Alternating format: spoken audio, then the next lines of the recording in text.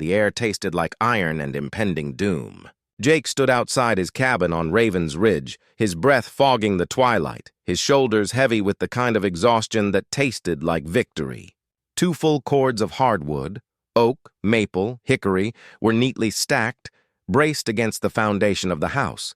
It was a beautiful thing, a fortress of thermal security against the long, brutal stretch of a Northwoods winter. His fingers, calloused and scraped, ran over the top layer. He was ready. The news anchor's voice, filtered through the tinny speaker of his old transistor radio, was insistent. The National Weather Service is upgrading the winter storm watch to a blizzard emergency. We are looking at sustained winds over 60 miles per hour, whiteout conditions, and snow accumulation exceeding 3 feet. Travel is strongly discouraged. This is a life-threatening event. We are urging all residents of the Upper Peninsula to prepare for complete isolation for up to a week. Jake nodded to himself. Isolation was his preferred state, but not life-threatening isolation. His wood was the buffer between discomfort and disaster. He turned to go inside, running his mental checklist. Generator fuel, check. Water barrels, check. Wood. That's when the victory taste turned to ash. He stopped, mid-step, his boot kicking a loose piece of bark. Something was wrong with the stack. It wasn't just the settling that happens overnight. The clean, perfect geometry of the pile was broken. A section near the back corner was visibly lower, a sunken, ugly curve where 200 pounds of fuel should have been. He felt the cold anger before the fear. It was a violation. Someone had come onto his remote, protected property and stolen survival from him. He circled the stack, his heart hammering a frantic rhythm against his ribs. It wasn't just a few logs. Looking at the depth of the gap, Jake's mind raced through estimates. Half a cord? Maybe more. Enough for 4 or 5 critical days of continuous heat. Jake knew his neighbors. Old man Peterson, who was 80 and bought his wood already split, was out. The Millers were 90 miles away in the city. That left one possibility, one name that tasted like a bitter coin on his tongue. Karen. Karen Finch lived a quarter mile down the snowmobile trail. She had moved up from the city 2 years ago, bringing with her a sense of entitlement and a deep, aggressive ignorance about rural life. She'd complained about his dogs barking, a gentle, aged golden retriever, about the noise of his splitting maul. And worst of all, she had asked him last week if he could spare some of his wood because she forgot to order hers. He had told her, politely but firmly, "Karen, that's my winter supply. It's counted. It's not negotiable." He marched back to his porch and yanked the key to the shed, his hands trembling with adrenaline. He kept a basic security camera, the cheap kind that uploaded low-res clips to a micro SD card, pointed at the woodpile, mostly as a deer deterrent. He pulled the card and jammed it into his laptop. The files loaded slowly. Jake leaned forward, his elbows on his knees, watching the grainy, time-stamped footage from 2:17 a.m., the white noise of the snow-covered yard. Then the sound of a diesel engine idling, muffled by the distance. A pair of headlights cut across the lower frame. It was Karen's battered old Ford pickup. A woman, bundled in a distinctive bright red snowsuit, Karen's, emerged. She worked quickly, crudely, tossing full-sized logs into the bed of her truck like sacks of trash. It took 20 minutes. In the final shot, the rear bumper of the truck sagged noticeably under the weight. She hadn't just borrowed a few logs. She had committed grand theft kindling. Jake's face was hot. His throat was tight. This wasn't just petty crime.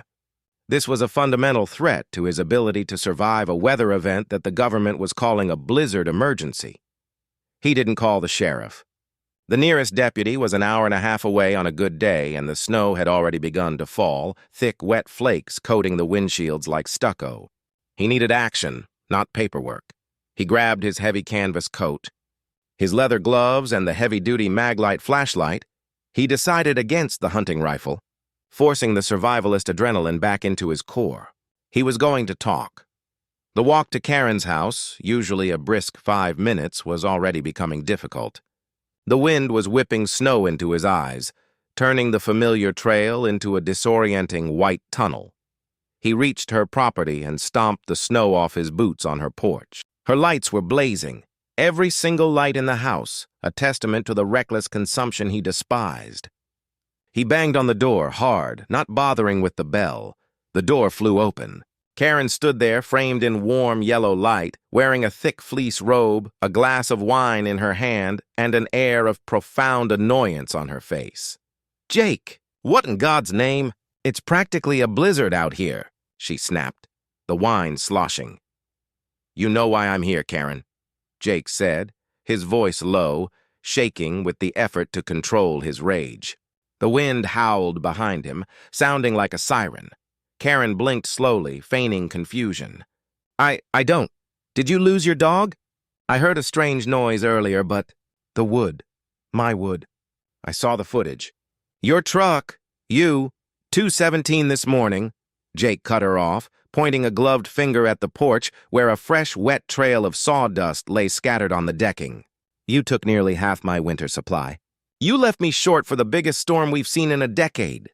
Karen's expression shifted, not to remorse, but to defensive entitlement. She crossed her arms, tightening the robe. "Oh, that? It was just a few logs, Jake. Honestly, you guys up here are so dramatic about wood. I needed it to start my fireplace. I'm freezing. And you had so much, piles and piles. I was going to replace it. Eventually. Eventually is too late, Karen. The roads are closing. The forecast says the power grid is going down. That wood is the difference between my pipes freezing and my staying alive." Jake leaned in, his voice dropping to a dangerous rasp. "You knew I said no. You waited until the middle of the night and you stole it. You jeopardized my life." "Don't be ridiculous, Jake," she scoffed, taking a long, casual sip of her wine. "You're exaggerating. It's just wood. Stop being such a victim. Look, I'll write you a check for what I took, okay? $500? I don't want your money, Karen. I want the heat you stole back in my shed," Jake roared, losing his battle with temper. He felt the cold air rush in past him as the wind slammed against the cabin. "It's already burned, Jake." "Most of it, anyway. I had a nice fire going all morning." She paused, a glint of perverse satisfaction in her eyes. "And you know what? It was the best oak I've ever smelled." "Thanks." Jake stared at her. The utter lack of understanding, the casual cruelty, was breathtaking. He looked past her and into her house. He saw the brightly glowing electric baseboard heaters, the recessed ceiling lights, the television flickering in the living room, and the enormous unused stone fireplace in the corner. His stolen wood was nowhere in sight. She'd lied. She was likely using it to supplement her electric heat, not relying on it for survival. The blizzard is here, Karen. The one they called a life-threatening emergency, Jake stated, his voice now flat and chillingly calm. "I'm giving you until midnight. You find every single piece of that wood that isn't burned, and you haul it back to my property. If the power goes out and I freeze, you'll be hearing from the state police when they dig us out." He didn't wait for her reply. He turned on his heel and plunged back into the thickening storm. As he fought his way back along the trail, the wind went from a whistle to a screaming banshee. He saw a flash of blue-white light as a massive pine tree on the ridge snapped, the sound swallowed immediately by the gale.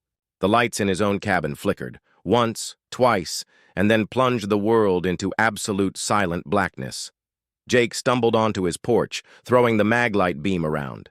The wind immediately began shaking the cabin, a deep, unsettling groan of wood against pressure. He checked his phone. No service. He checked the weather station. Temperature falling rapidly, a 10°C, sustained winds at 70 km/h, and rising. He looked across the black, blinding expanse toward Karen's house. She was alone. She had electric heat. And now the electric heat was gone. He had 4 days of wood left. She had what she had not already burned. Jake knew he had lost the battle for his wood, but the real war, the one against nature, had just begun. And Karen, with her casual theft and her $500 offer, was about to face the consequences of her choices in the most brutal, immediate way imaginable, powerful beat major turning point. Jake stood inside his now darkened home, pulling on layers of wool. He heard a sickening crack from the direction of Karen's property, followed by a distant, high-pitched scream that the wind snatched away instantly. The blizzard, the unstoppable force, was now the judge. The darkness was absolute, thick and suffocating. It pressed in on Jake, heavier than the cold that immediately began to leach through the walls. The flicker of the maglite beam cut a frantic, dancing path through the main room of the cabin, illuminating the dusting of fine snow that was already being forced through the edges of the window frames. The wind outside had peaked, transforming from a simple gale into an entity of pure, hostile noise. He didn't trust the generator yet. Every drop of fuel was precious. The immediate priority was fire. Jake moved on instinct, years of winter isolation taking over the adrenaline-fueled rage. He stripped off his heavy coat and gloves, tossing them onto the mudroom bench. He threw open the heavy iron door of his wood stove, the sharp scent of cold steel and soot hitting him. He grabbed a handful of birch bark and kindling, the smallest, driest pieces he had carefully saved, and quickly built a small, perfect nest inside the firebox. A single match flared, held steady against the shaking of his hand, and he coaxed the flame to life. The kindling caught, then the heavier splits of pine, and finally, a single, dense piece of oak, one of the precious logs Karen had not stolen. He watched the fire take, feeling the immediate, glorious warmth radiate outward. This was his fortress. This was his survival. Then the memory of the sound returned, chilling him more deeply than the outside air. The sickening crack followed by the high-pitched scream, swallowed by the wind. It had come from the direction of Karen's house. He tried to rationalize it, a tree limb, a screech owl, a trick of the wind. But the scream had been too human, too sharp with terror. Jake walked to the main picture window, placing his palm flat against the glass. The air in the room was maybe 15 degrees, but the glass was instantly frigid, covered in a fast-forming glaze of ice crystals. He aimed his maglite beam into the blinding white maelstrom. It was a whiteout. He couldn't see the nearest pine tree only 10 feet away. The wind hammered the cabin, making the floorboards hum like a struck tuning fork. The silence from the grid was the most unnerving thing. No hum of distant machinery, no faint light pollution, just the fury of the storm and the intimate sound of the fire roaring in his stove. He returned to the woodpile inside the cabin, which was stacked beside the stove. He had 3 days' worth, carefully split and seasoned, plus whatever remained outside. He calculated quickly. He usually burned half a cord every 5 days during a mild cold snap. In this blizzard emergency, with temperatures plummeting and the wind forcing air changes, he would chew through that reserve faster. 4 days, max. 5 if he rationed brutally, and the news had suggested a week of isolation. He was critically exposed thanks to the woman a quarter-mile away. A new noise cut through the relentless shriek of the wind, a sound that was impossible, yet undeniable. Bam, bam, bam. It was a frantic, desperate pounding on his front door. Jake froze, gripping the iron poker. He knew that rhythm. It wasn't the tentative rap of a neighbor borrowing sugar. It was the uncontrolled panic of someone who believed the barrier they were hitting was the last line between them and oblivion. He walked slowly to the entryway. His cabin had 2 doors, an insulated inner door and a heavy braced storm door. He didn't open either. He listened, poker in hand. Jake! Jake, it's Karen! Please, Jake, open up! I can't feel my hands, please. Her voice was raw, thin, and cracked by the wind, barely recognizable as the composed woman who had smirked at him over a glass of wine just an hour prior. Jake stood rigid, a knot of conflicting emotions tightening in his chest. Vengeful satisfaction, primal fear, and the deeply ingrained moral code of a person who lives remotely and understands that neighbors, however awful, are sometimes the only lifeline. Karen, get back to your house! Jake yelled, his voice muffled but sharp through the thick inner door. I can't! I can't, Jake! The power went out, I ran for my kerosene lamp, and I heard a noise, a tree. It came down on the corner of the house. I think it took the main line, but I smelled smoke, Jake, and the water heater is next to that wall, and I couldn't get the fire going. I don't know how. It's already 15 degrees inside, Jake, I swear. A violent shudder went through the storm door as she slammed her shoulder against it. She was desperate. You burned my wood, Karen. The wood I needed to last the week. You offered me money for my life support. Jake felt the heat of his anger return, a necessary shield against the cold reality of her peril. I lied, Jake. I didn't burn it! I couldn't get it to light right. I don't know how the flue works. I don't know about dampers. I was just using the electric heat, and I was going to throw your wood out later, she wailed, the admission tumbling out, ugly and pathetic. It's still in the truck? Under the tarp! I couldn't lift it all back. I was going to call someone. Still in the truck. The words sliced through Jake's rage. A heavy relief, cold as the snow, washed over him. Most of his stolen resource was sitting a quarter-mile away, perhaps buried under a fresh 2 feet of drift, but there. But Karen was not a quarter-mile away. She was freezing on his porch. Jake, please, she whimpered, her voice dropping to a near-silent plea. I didn't think the power would go out. I'm soaked. My robe, I fell in a drift.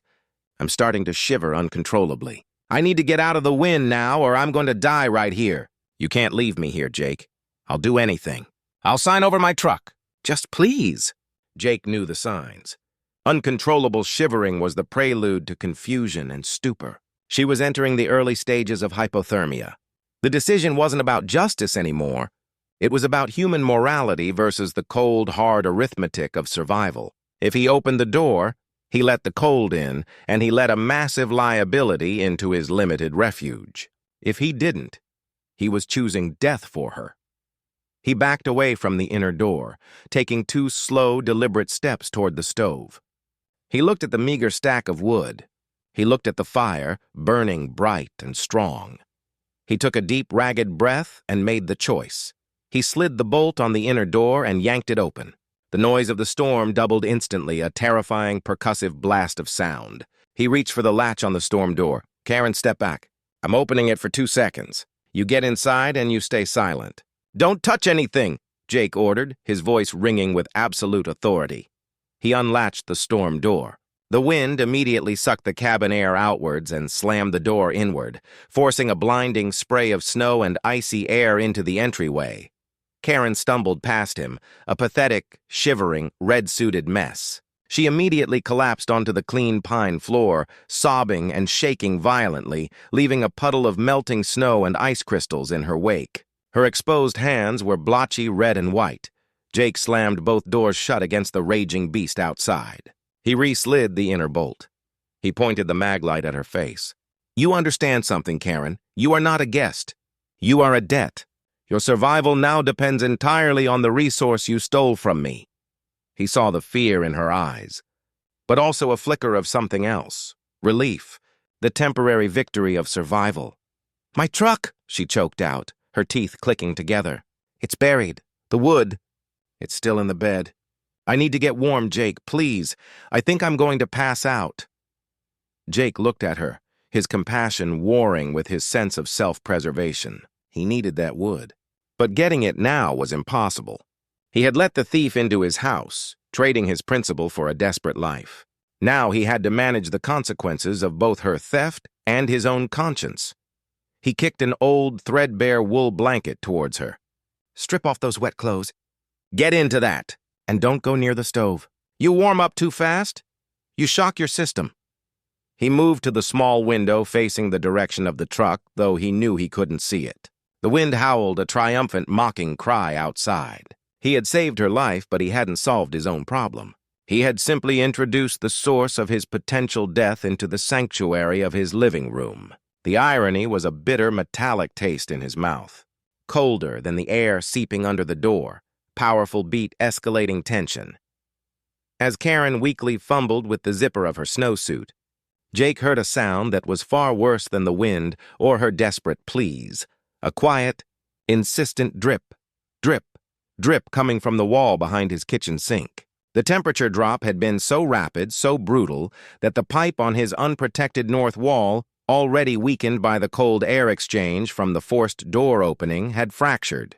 His water supply, his stored resource, was now leaking, an invisible drain on his reserves, confirming that the cost of her theft and his mercy was already escalating far beyond firewood.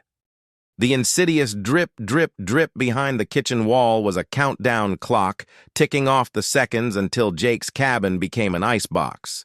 The sound, small and persistent, was a louder threat than the screaming wind, because it was internal, controllable, and entirely his problem. Jake didn't waste a second arguing with Karen, who was still convulsing in the throes of hypothermia on the floor. He grabbed his toolbox, wrenched open the small access panel beneath the kitchen sink, and aimed the maglite beam into the frigid crawl space. The source of the sound was a hairline fracture in a copper feed line running along the north exterior wall. The water wasn't just dripping. It was spraying a fine, icy mist directly onto the wooden subfloor, already forming a slick glaze. "Stay back!" Jake barked at Karen, though she was barely conscious. He slammed open the crawlspace hatch near the mudroom, letting another blast of icy air into the house, and dove in. He clawed his way through the insulation dust and cobwebs, ignoring the stinging cold that immediately soaked his knees and shoulders. He found the main shut-off valve, caked in years of dust, and cranked it counterclockwise with a rusty groan. The spray behind the kitchen wall sputtered, gargled, and finally choked itself off, replaced by the hollow sound of silence. Jake backed out, panting, his face streaked with sweat and grime, his clothes damp and quickly chilling. He was angry at the violation of his sanctuary, and angrier still at the necessity of his actions. He was losing heat, he was getting wet, and he was exhausting energy on a problem caused by someone else's recklessness.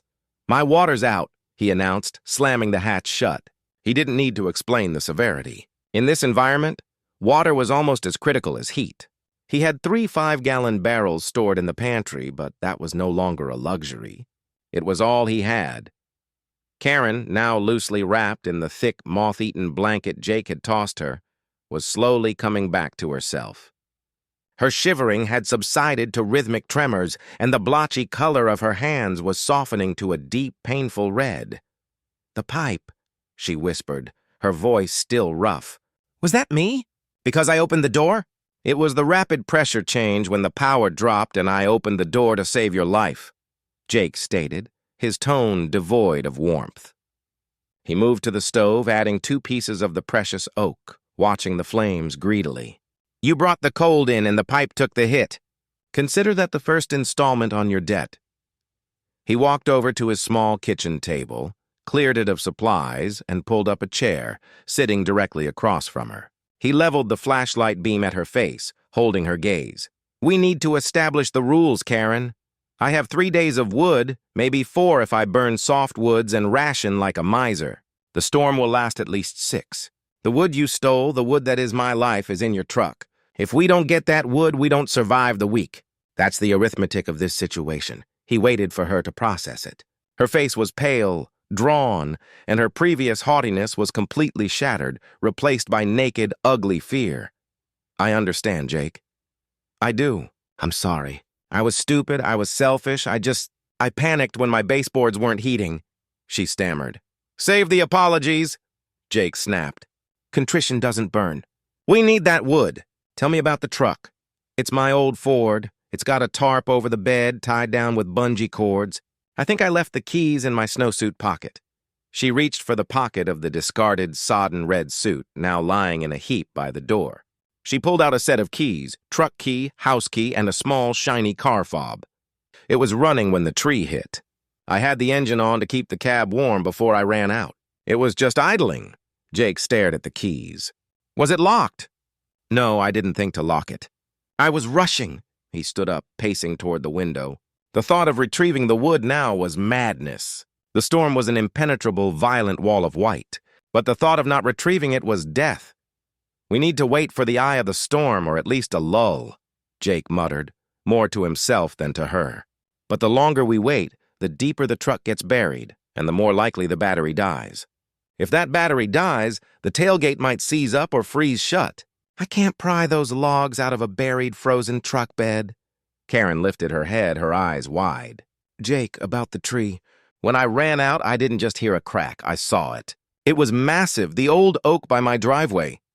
"You said it hit your house?" "It did, but a huge piece, the main heavy fork, fell backwards. It didn't hit the cab, but it landed right on the end of the truck bed, near the tailgate. I was too scared and cold to look closely, but I thought I heard a sickening crunch when it hit. It scared me so bad I just ran here."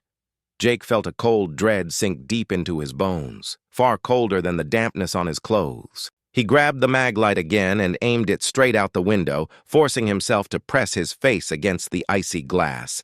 Peering through a small, clear circle, he melted with his breath. He waited. For 5 agonizing seconds, the blizzard was an unbroken sheet of fury. Then a sudden, momentary shift in the wind pressure, a brief, terrifying vacuum occurred. The snow swirl thinned just enough, for less than a second, to offer a spectral glimpse into the yard. He saw the pale outline of her truck, now a white, shapeless hump. And resting directly across the tailgate, a jagged, dark silhouette, an immense, unforgiving limb of wood, sunk deep into the snowdrift. The rear of the truck was visibly deformed. The tailgate was pinned. The firewood, his survival, was no longer merely buried. It was trapped and potentially crushed under tons of timber. The shock hit him like a physical blow. Karen had inadvertently managed to secure the stolen goods with a deadly, immovable lock, ironically ensuring that neither of them could use it. He lowered the flashlight, his jaw clenched, the terror in his chest quickly congealing into a fierce, cold resolve. Powerful beat irony. Jake dropped the keys onto the table with a loud clank. He stared at Karen, his eyes hard and emotionless. "That tree didn't just hit your house, Karen, it hit the wood. Your truck is damaged, and the firewood is pinned under a tree limb the size of a Fiat. You didn't just steal my heat. You turned it into an unopenable tomb. Now," he said, gesturing toward the fire and the rapidly dwindling stack, "you have 4 days to figure out how to pay back the life I saved. Because without a miracle, your debt just became fatal to both of us." The fire was dying down. Jake refused to feed it another log, needing to reserve the heat for the critical dark hours before dawn. The cabin air had dropped to a bracing chill, forcing Karen, who was still wrapped in the blanket, to huddle closer to the iron stove, her face pale and drawn in the low dancing light. The terror of her immediate peril had given way to a brittle clarity. "I need to be useful, Jake," Karen finally said, her voice thin but steady. She was no longer crying, having cycled past hysteria and into sheer, focused survival mode. "Tell me what you need to cut that limb." "What tools do I have at my house?" Jake, who had been meticulously inspecting his remaining wood, marking each piece with a chalk line for hourly rationing, looked up, a flicker of grudging acknowledgement in his eyes. "That limb is an oak. Maybe 2 feet thick at the trunk, but where it landed, it's still at least 12 inches of dents. Heavy wood," he explained, pointing to the chalked wood pile. "It's too big for my buck saw. Too dangerous for wedges. We need a chain. A good, powerful, gas-powered chainsaw. Do you have one?" Karen chewed her lip, concentrating hard, forcing herself out of her entitled city mindset and into the brutal reality of the Northwoods. "My ex-husband left a lot of junk in the shed when we split. I saw an orange thing with a blade once. He called it a steel, I think. It's heavy. It's in the shed behind my garage." "A style," Jake repeated, a hint of professional respect entering his voice. "Good, they're reliable. But a gas saw is a machine. It needs fuel and it needs a 2-stroke oil mix. Do you know where those are?" Karen shook her head, defeat washing over her face again. "I have no idea. There might be a red plastic can in the corner, but I never touched it. I thought it was for the lawnmower. I wouldn't know if it's mixed or not." "It has to be mixed fuel," Jake said, standing up. He grabbed a map from the wall, a hand-drawn sketch of the local trails and utility lines, and laid it flat on the table, illuminating it with his mag light. "Regular gas ruins the engine. We need to check the can. We need the saw. And we need to get to the truck, verify the damage, and secure the wood before it freezes solid in the bed." He looked at his wrist. Though his watch was useless in the dark, he could feel the weather easing. The wind had dropped its high-pitched shriek to a deep, resonant moan, and the percussive blasts against the cabin were less frequent. "It's now or never," Jake stated, his voice hushed. "This is the eye, or at least a temporary lull. The second, more brutal front is due in 2 hours. If we don't move, the snow will bury that truck completely, and the temperature will drop so low the metal will be too brittle to cut. But the visibility is poor. But the snow is slowing down." Jake cut her off. "You know the trail. Lead the way. You get us to your shed, we find the saw and the gas. Then we go straight to the truck." The tension in the cabin was so thick it was almost suffocating. The decision to leave the relative safety of the fire even for a few minutes felt like signing their own death warrants. But Jake knew the true threat wasn't the cold now. It was the cold in 48 hours. Jake quickly bundled up, adding another layer of thermal underwear and a wool balaclava. He pulled on his insulated snow pants. He handed Karen her keys and a heavy pair of work gloves that were far too big for her. "Put your wet things on again. It's the only insulation you have, and the freezing air will prevent deeper chilling. Move fast. Do not fall." They strapped on Jake's snowshoes, heavy, old-fashioned wooden ones with leather bindings. Karen struggled, nearly falling over as she tried to adjust to the wide, clumsy frame. "Walk wide. Plant your heel first. Follow my light," Jake instructed, his patience worn thin. They burst out into the night. The blizzard had left behind a ghostly landscape. The world was utterly silent, except for the muffled swoosh of their snowshoes and the distant, low grumble of the wind high above the ridge. The air was frigid, a biting, deep cold that instantly burned the inside of their noses. The snow was knee-to-thigh deep, powdery and heavy, making every step an exhausting effort.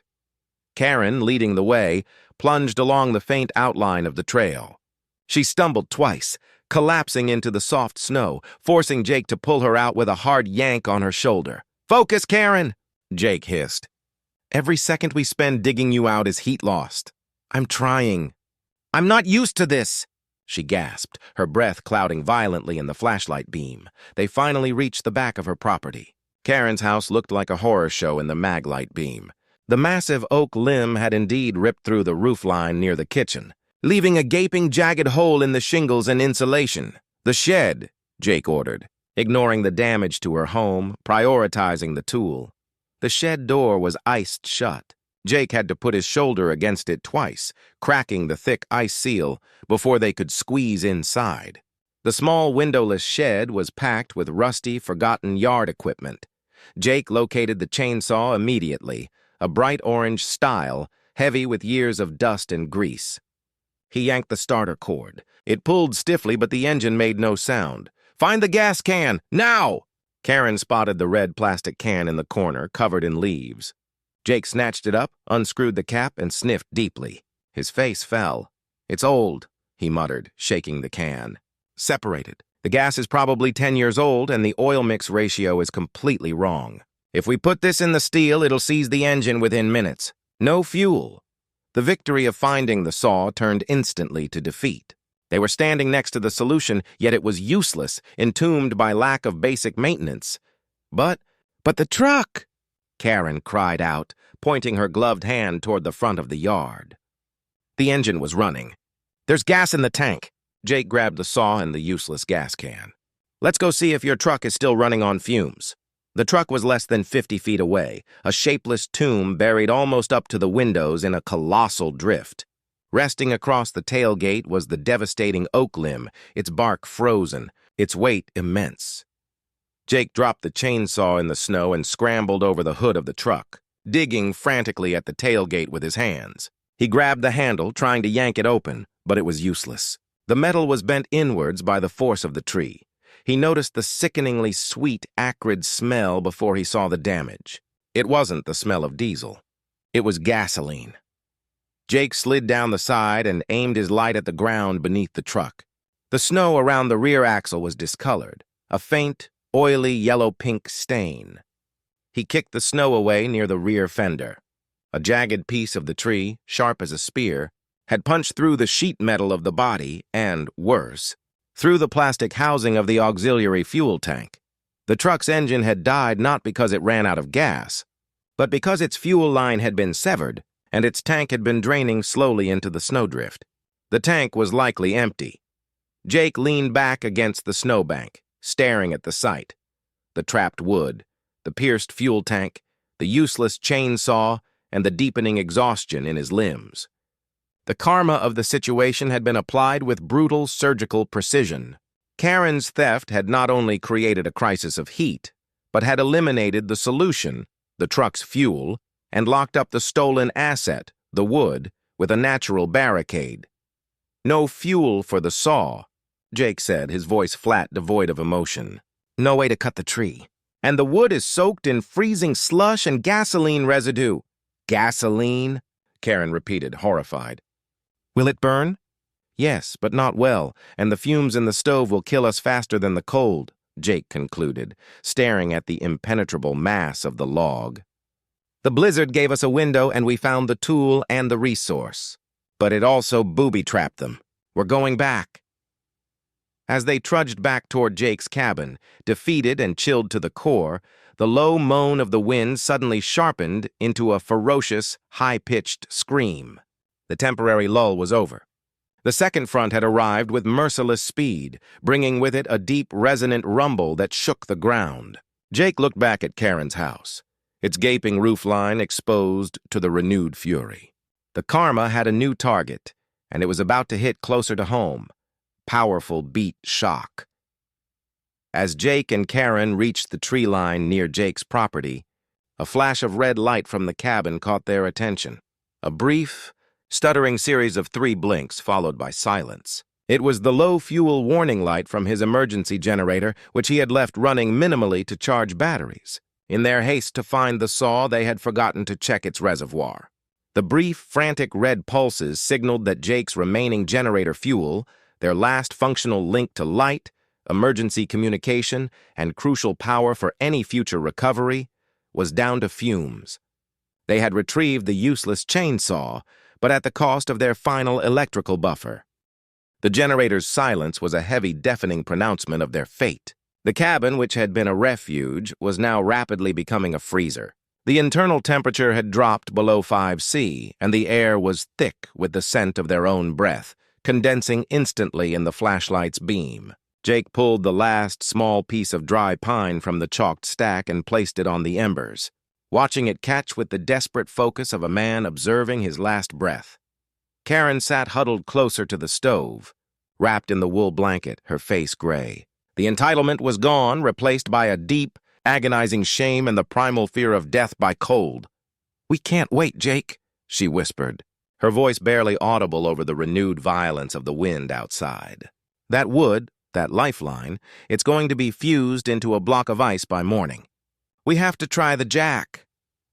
Jake was already thinking it, running the impossible scenario through his head. The hydraulic jack from his own truck was heavy and awkward, designed for smooth asphalt, not hip-deep snow. The massive oak limb wasn't resting on the axle.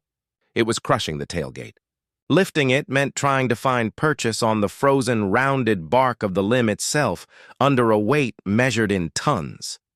"It's madness, Karen," Jake muttered, rubbing his hands together to restore feeling. "The weight will crush the jack or it'll slip.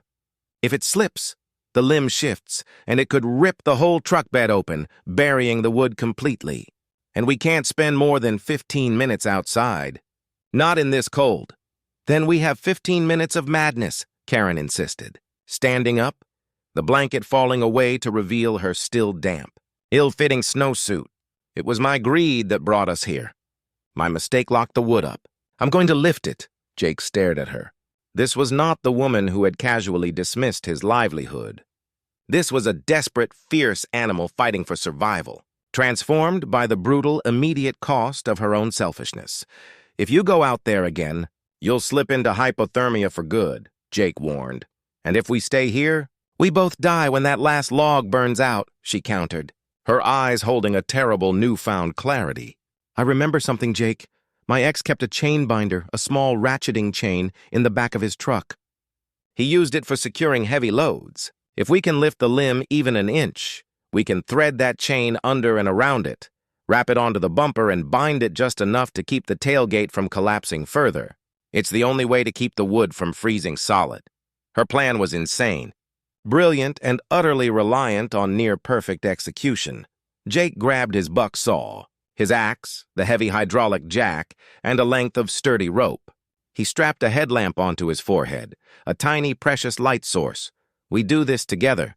You stay focused on the jack. I'll keep the ice off the contact points," Jake instructed, his voice low and tight. "And we work until the 15 minutes are up, not a second longer." They stepped back out into the maelstrom. The air felt sharper, colder than anything Jake had ever experienced in 30 years. It was an active, consuming cold that seemed to draw the heat from his skin. The wind was a solid, crushing force, driving icy pellets into their exposed skin. They reached the truck, now almost completely entombed.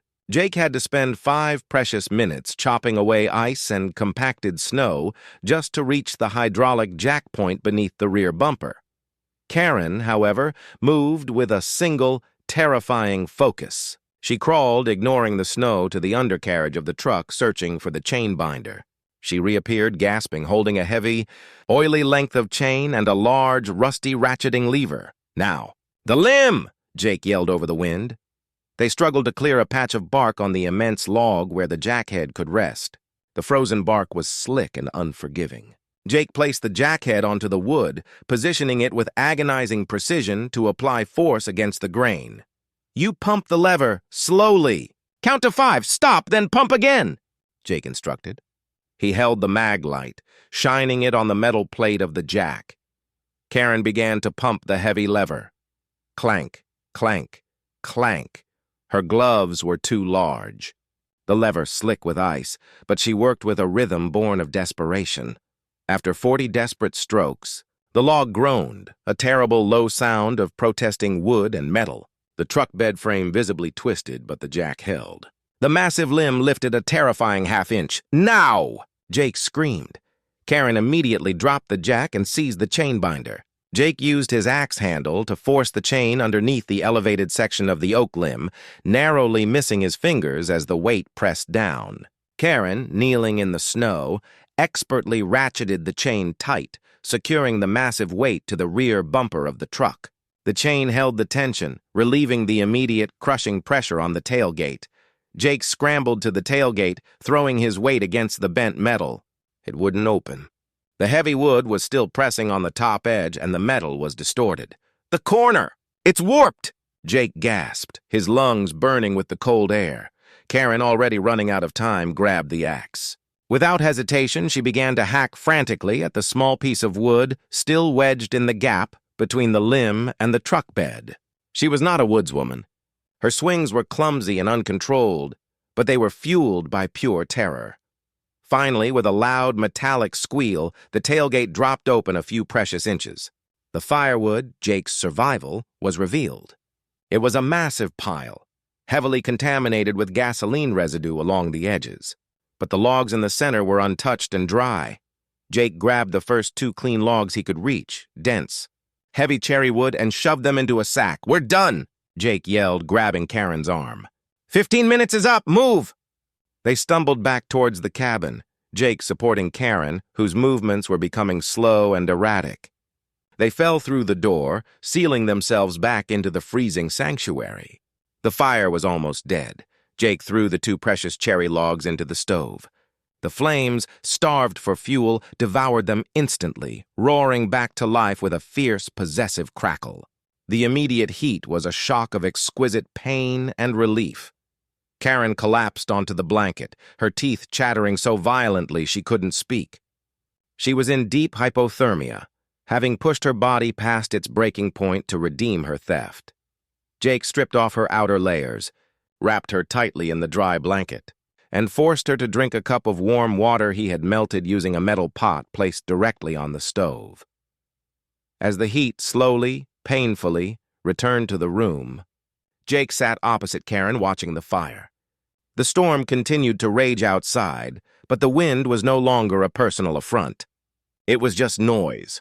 They had bought themselves another day, maybe 2, with those 2 logs, and the promise of a trapped cord. Karen's shivering subsided. She reached a painfully red, trembling hand toward her snowsuit, which Jake had tossed on the floor. She fumbled in the inner pocket and pulled out a small, metallic object. It wasn't a key or a phone. It was a perfectly wrapped piece of high-end dark chocolate, a square of rich, expensive Swiss confection Jake had once seen her eating with her wine. Her last luxury. She held it out to him, a silent, profound offer. "I only packed it for me," she whispered, her voice rough with shame and cold. "But we need the calories." "You did all the work?" Jake looked at the piece of chocolate, then at the fire, and finally at Karen. It was a gesture that spoke volumes, The selfish woman had given up her last piece of personal comfort for the man whose life she had endangered. Her debt was being paid, not in wood, but in humility. He took the small, cold square of chocolate and broke it in half. He handed the larger piece back to her. "We burn together, we eat together," Jake said, the ice finally cracking in his own heart. The fire roared, the blizzard shrieked, and outside, the massive oak limb held its grim, ironic watch over the gasoline-soaked cord of stolen wood. They were alive, but the debt of the firewood, the moral and physical cost of survival, was still pending, powerful. Beat, justice, and shared fate. The two logs roared, filling the cabin with necessary heat. But as the cherry wood burned down, Karen pointed a trembling finger at the iron door. Jake looked closer. The massive, beautiful cherry logs he had just burned, the very logs he had split 2 years ago and seasoned to perfection, were logs that Karen's ex-husband had paid him to split the previous summer. The first fire that saved their lives was made of wood that was technically Karen's, paid for by her old life, taken by her greed, and then ironically stolen back by Jake to ensure her survival. The universe had used her own past wealth to buy her future, ensuring the debt was ultimately paid only through the final collapse of her self-centered world. They had survived, but their future depended entirely on the contaminated resources of the thief's past.